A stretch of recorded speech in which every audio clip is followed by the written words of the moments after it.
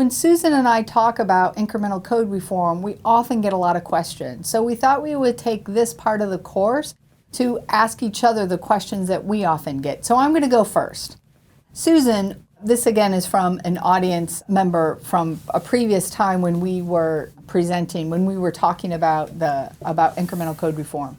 Susan, we're looking at a mixed-use zoning district as part of our historic downtown area. Should all new buildings be required to have mixed uses, or should some buildings be allowed to be residential apartments? And if there are the right restrictions for mixed-use zones, how important are density restrictions in conjunction with them? That's kind of multiple questions. It is, and that's layered.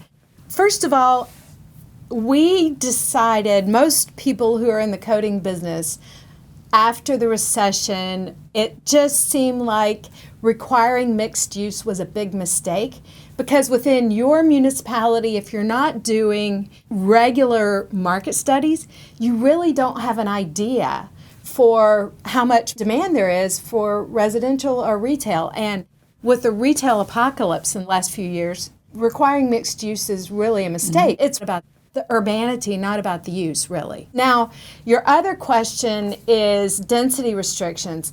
And we feel very, very strongly that, and this is something that comes out of form-based coding, but it's really a best practice in coding in general, is people don't realize their form standards that are in their code today, your setbacks and your building heights and your lot coverage, those give you a very predictable density.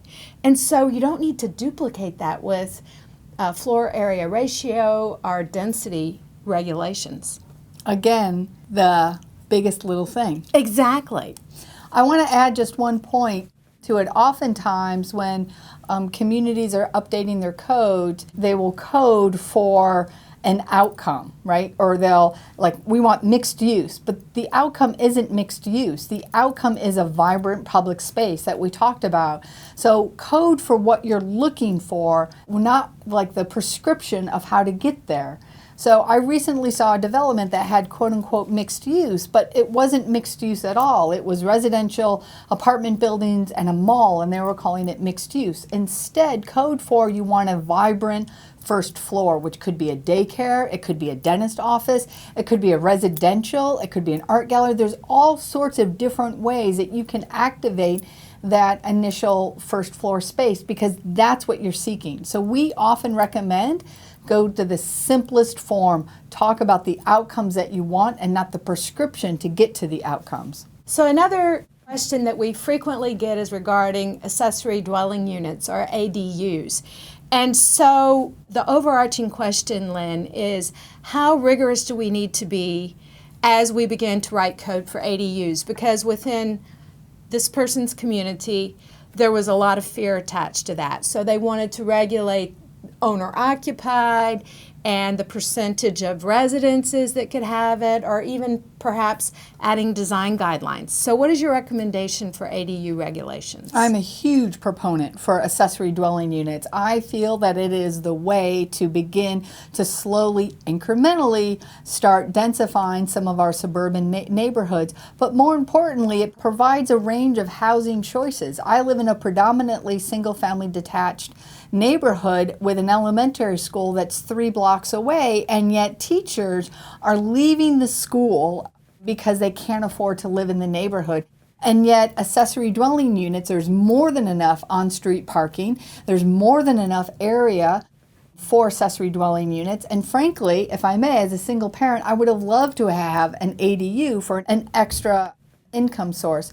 Santa Cruz has a really stellar program where they have identified 5 different types of accessory dwelling units and developed the specific designs. And if somebody in Santa Cruz chooses to use or to do one of those accessory dwelling units, it's streamlined permitting. This is the wave of the future as the population changes and ages, and as we have more millennials having children, as we're under a whole revolution of what it means to be a family, what it means to live in our American cities, and we need to create housing choices that respond to those needs. And I would just also add to that, one of our partners in all the states we've worked has been AARP, and they're very, very concerned about being able to age in place. And a critical issue to permitting that, frequently ADU ordinances say that the primary residence has to be owner occupied. And if you just simply eliminate that line and allow the secondary residence to be owner occupied, then as people age and downsize, they can stay on site and truly age in place. Again, the biggest little thing. Exactly. So Lynn, one last question is, and this is something we see a very valid and rising concern with across the nation, and we're always asked this question: what is the impact of this kind of zoning reform on displacement and gentrification? That's a great question.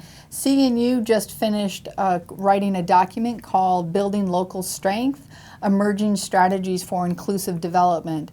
And I want to make a point here in that zoning is a tool. Zoning in and of itself does not cause gentrification or displacement. The real challenge that communities now are facing across the United States is how do we invest in areas that have seen decades of disinvestment, and to do it in a way that minimizes displacement and increases access to opportunities.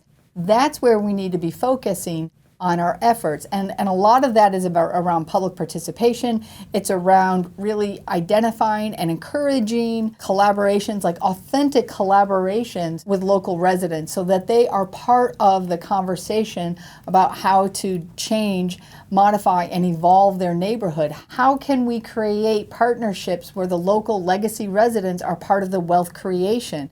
Zoning is a tool that will enable the implementation of some of the strategies that are discussed. It in and of itself will not cause the gentrification, but there are a lot of strategies about how to create that collaborative partnership, which is so central and essential to this conversation. It has really been our pleasure to be here with you today talking about the Project for Code Reform and incremental code reform. We're incredibly passionate about it, and we hope that this incites passion in you as well, and that you'll join us in this project. Thank you so much. Thank you.